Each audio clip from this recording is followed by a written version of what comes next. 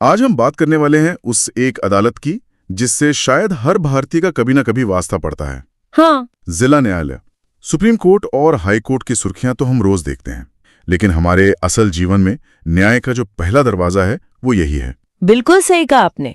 ये न्याय की पहली सीढ़ी है और शायद सबसे महत्वपूर्ण सीढ़ी भी।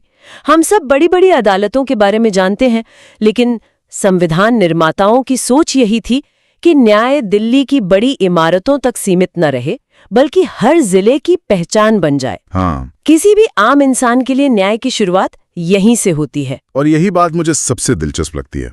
चाहे किसी की गिरफ्तारी का मामला हो, पड़ोसियों में जमीन का कोई झगड़ा हो या कोई पारिवारिक विवाद, रास्ता जिला अदालत से ही होकर गुजरता है। सही है। तो चलिए आज इसी बुनियाद को थोड़ा और समझते हैं। सबसे पहले इस अदालत को इतनी शक्ति मिलती कहां से है? क्या ये किसी सरकारी कानून से बनी है? नहीं, और यही इसकी सबसे बड़ी ताकत है। जिला न्यायालय की शक्ति का स्रोत सीधे भारत का संविधान है। अच्छा। संविधान के अनुच्छेद 233 से 237 तक एक पूरी व्यवस्था दी गई है कि राज्यों में जिला स्तर पर न्यायपालिका कैसे काम करेगी। इसमें 3 मुख्य बातें हैं। जिला जज की नियुक्ति कैसे होगी, उनके नीचे की अदालतों का ढांचा क्या होगा, और इन सब पर हाईकोर्ट का नियंत्रण कैसे रहेगा। यानी इसकी नींव सीधे संविधान में रखी गई है। ये कोई मामूली बात नहीं है। बिल्कुल नहीं। ये इसे एक जबरदस्त अधिकार और स्वतंत्रता देती है। तो अगर हम एक जिले के न्यायिक सिस्टम को एक पिरामिड की तरह देखें, तो इसके शिखर पर कौन बैठा है? उस शिखर पर बैठा होता है जिले का सर्वोच्च न्यायिक अधिकारी, जिसे हम जिला न्यायाधीश या डिस्ट्रिक्ट जज कहते हैं। लेकिन यहाँ एक बहुत ही अनोखी बात है। क्या? एक ही व्यक्ति एक ही कुर्सी पर बैठकर 2 अलग अलग किरदार निभाता है। 1 मिनट, ये बात थोड़ी चौंकाने वाली है। मतलब एक ही जज सुबह संपत्ति का मामला सुनता है और दोपहर में हत्या का।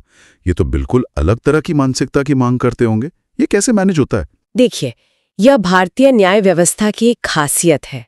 जब वही न्यायाधीश दीवानी यानी सिविल मामले सुनते हैं, जैसे जमीन जायदाद वाले मामले। हाँ, जैसे जमीन जायदाद, पैसों का लेन देन या कॉन्ट्रैक्ट के विवाद, तब उन्हें डिस्ट्रिक्ट जज कहा जाता है। ठीक है। लेकिन जब वही व्यक्ति गंभीर आपराधिक यानी क्रिमिनल मामले सुनता है, तो उनका पदनाम बदलकर सत्र न्यायाधीश या सेशंस जज हो जाता है। अच्छा, तो डिस्ट्रिक्ट जज और सेशंस जज 2 अलग अलग लोग नहीं, बल्कि एक ही जज की 2 अलग अलग भूमिकाएं हैं जो मामले की प्रकृति पर निर्भर करती हैं। बिल्कुल। तो इसका मतलब है कि जिला न्यायालय में न्याय के 2 बड़े रास्ते हैं, दीवानी और फौजदारी। एकदम सही। फौजदारी यानी क्रिमिनल मामलों में समाज के खिलाफ हुए अपराध आते हैं, जैसे हत्या, डकैती, बलात्कार। इन मामलों में एक पक्ष सरकार होती है जो पीड़ित की तरफ से केस लड़ती है।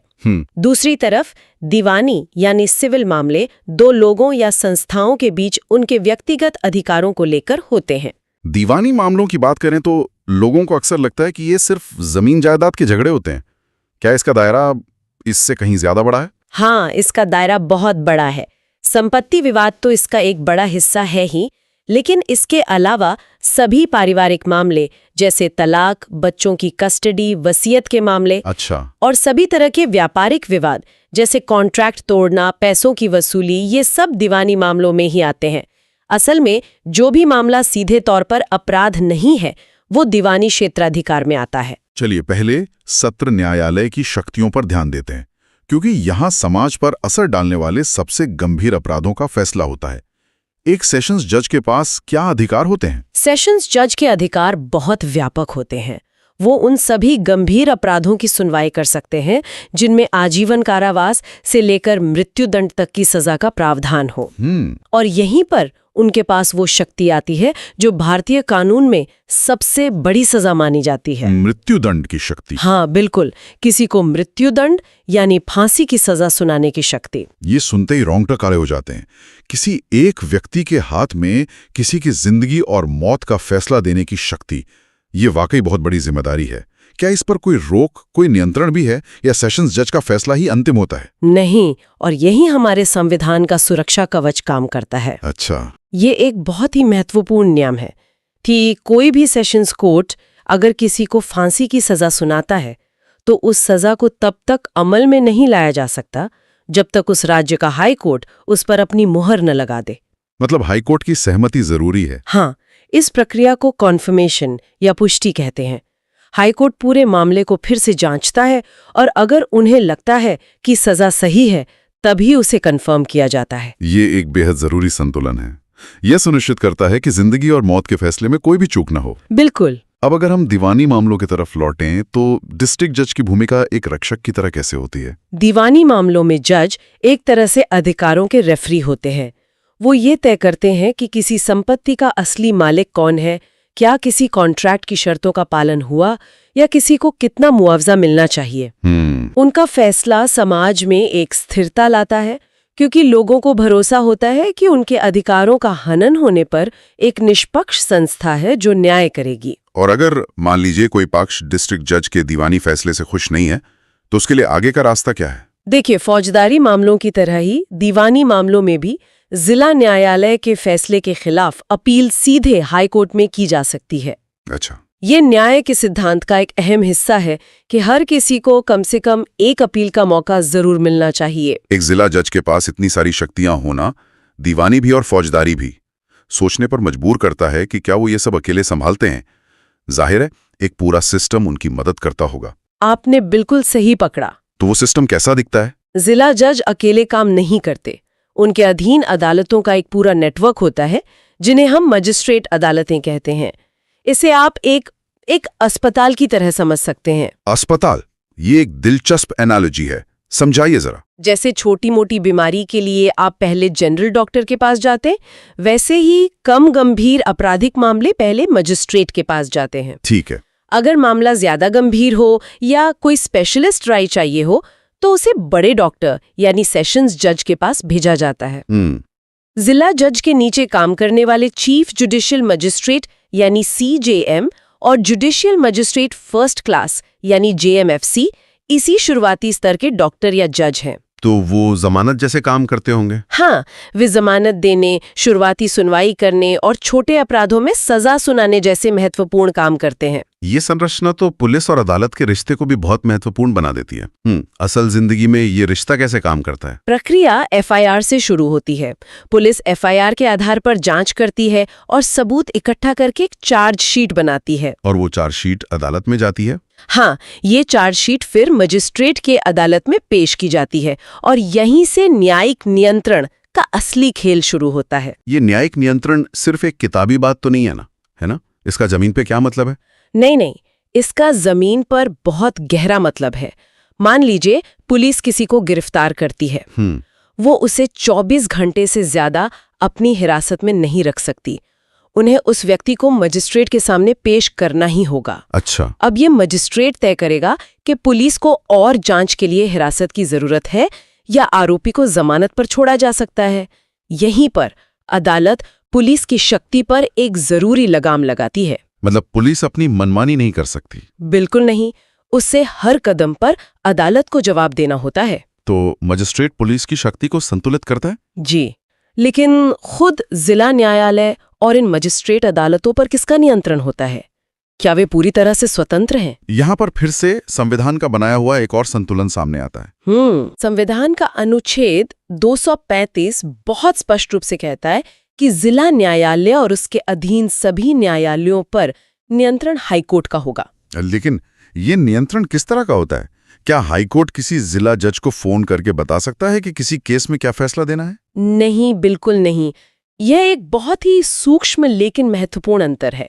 हाईकोर्ट का नियंत्रण मुख्य रूप से प्रशासनिक होता है, न्यायिक नहीं। प्रशासनिक मतलब? इसका मतलब है कि हाईकोर्ट ये तय करता है कि किस जज की पोस्टिंग कहाँ होगी, उनका प्रमोशन कब होगा, या अगर कोई जज अनुशासनहीनता करता है तो उसके खिलाफ क्या कार्रवाई होगी। अच्छा। हाईकोर्ट एक तरह से पूरी व्यवस्था के कामकाज की निगरानी करता है। तो अगर मैं सही समझ रहा हूं तो संविधान में एक बहुत ही खूबसूरत संतुलन बनाया गया है। एक तरफ जिला जजों को यह आजादी दी गई है कि वो बिना किसी दबाव के सिर्फ कानून और सबूतों के आधार पर फैसले लें। हाँ। लेकिन दूसरी तरफ हाईकोर्ट को ये जिम्मेदारी दी गई है कि वो देखे कि पूरी मशीनरी ठीक से चल रही है या नहीं। ये एक तरह से क्वालिटी कंट्रोल जैसा है, लेकिन न्यायिक फैसलों में दखल दिए बिना। आपने इसे एकदम सही शब्दों में बयान किया है। जिला न्यायालय न्यायिक रूप से स्वतंत्र है, लेकिन प्रशासनिक रूप से हाईकोर्ट के प्रति जवाबदेह है। यही संतुलन हमारी न्यायपालिका की रीढ़ है। इन सब तकनीकी बातों के बाद अब उस मूल सवाल पर वापस आते हैं कि एक आम आदमी के लिए जिला न्यायालय इतना महत्वपूर्ण क्यों है। देखिए, इसके 3 ठोस कारण हैं। पहला, सुलभता यानी एक्सेसिबिलिटी। देश के हर जिले में एक जिला न्यायालय है। आपको न्याय के लिए सैकड़ों किलोमीटर दूर किसी राजधानी में नहीं जाना पड़ता। न्याय आपके दरवाजे के पास मौजूद है। सही बात है। और दूसरा सस्ता न्याय यानी अफोर्डेबिलिटी। हाईकोर्ट या सुप्रीम कोर्ट की तुलना में जिला स्तर पर मुकदमेबाजी का खर्च बहुत कम होता है, जिससे वो आम आदमी की पहुंच में होता है। और तीसरा और शायद सबसे महत्वपूर्ण कारण है कानूनी सहायता यानी लीगल एड। अगर किसी के पास वकील करने के पैसे नहीं हैं, तो जिला स्तर पर सरकार की तरफ से मुफ्त वकील मुहैया कराने की व्यवस्था है। यह सुनिश्चित करता है कि कोई भी सिर्फ इसलिए न्याय से वंचित न रह जाए क्योंकि वो गरीब है। तो असल में जिला न्यायालय सिर्फ एक इमारत नहीं है, ये लोकतंत्र का वो सेफ्टी वॉल्व है जो सुनिश्चित करता है कि देश के किसी भी कोने में बैठा आम नागरिक सत्ता या पैसे के आगे बेबस महसूस ना करे। बिल्कुल। न्याय की असली शुरुआत और कई लोगों के लिए अंत भी यही होता है। सही कहा। लाखों लोगों के लिए यही अंतिम अदालत है। उनके मामले यहीं सुलझ जाते हैं और उन्हें आगे अपील में जाने की जरूरत ही नहीं पड़ती। ये जमीनी स्तर पर लोकतंत्र को जिंदा रखने वाली संस्था है। ये एक बहुत शक्तिशाली विचार है। आज की इस गहरी चर्चा को समेटते हुए अगर हमें 3-4 मुख्य बातें याद रखनी हो जो परीक्षा के लिए भी महत्वपूर्ण हो, तो वो क्या होंगी? मेरे हिसाब से सबसे पहली बात यह है कि जिला न्यायालय की शक्ति सीधे संविधान से आती है, जो उसे स्वतंत्रता और सम्मान देता है। अनुच्छेद 233 से 237। संविधान का आधार। दूसरी बात, एक ही जज दीवानी मामलों में डिस्ट्रिक्ट जज और फौजदारी मामलों में सेशंस जज की दोहरी भूमिका निभाता है। दोहरी भूमिका, ठीक है। और नियंत्रण का संतुलन। हाँ। तीसरी महत्वपूर्ण बात, सेशंस जज मृत्यु दंड दे सकता है, पर हाई कोर्ट की पुष्टि अनिवार्य है। ये एक अहम सुरक्षा कवच है। सही है। और चौथी बात, जिला अदालतें न्यायिक रूप से स्वतंत्र हैं, पर प्रशासनिक रूप से हाई कोर्ट के नियंत्रण में काम करती हैं, जैसा अनुच्छेद 235 में कहा गया है, जो जवाबदेही सुनिश्चित करता है। तो कुल मिलाकर शक्ति का स्रोत, दोहरी भूमिका और नियंत्रण का संतुलन, यही जिला न्यायालय के ढांचे का निचोड़ है। बिल्कुल। ठीक है, तो इस चर्चा के आधार पर अब एक प्रश्न देखते हैं जो अक्सर परीक्षाओं में पूछा जाता है। जरूर। प्रश्न है, डिस्ट्रिक्ट जज की नियुक्ति कौन करता है? आपके विकल्प हैं: ए, भारत के मुख्य न्यायाधीश, बी, राज्यपाल, सी, राष्ट्रपति, डी, उच्च न्यायालय। सही उत्तर है बी, राज्यपाल। हाँ, और इसे समझना जरूरी है। जिला न्यायाधीश की नियुक्ति संबंधित राज्य के राज्यपाल द्वारा उच्च न्यायालय के परामर्श से की जाती है, जैसा कि संविधान के अनुच्छेद 233 में साफ साफ वर्णित है। न्याय की इस सबसे अहम बुनियाद को इतनी गहराई से समझने के लिए आपका बहुत बहुत धन्यवाद। धन्यवाद। आज की चर्चा समाप्त करने से पहले मैं सभी सुनने वालों के लिए एक सवाल छोड़ना चाहूंगा। हमने समझा कि जिला न्यायालय न्याय को सुलभ बनाने के लिए कितना जरूरी है, लेकिन हम ये भी जानते हैं कि इन अदालतों पर मुकदमों का भारी बोझ है, जिससे फैसलों में सालों लग जाते हैं। तो सवाल ये है कि इस सुलभ न्याय को त्वरित न्याय में बदलने के लिए जिला स्तर पर क्या बड़े संरचनात्मक बदलाव किए जा सकते हैं। इस पर जरूर सोचिएगा।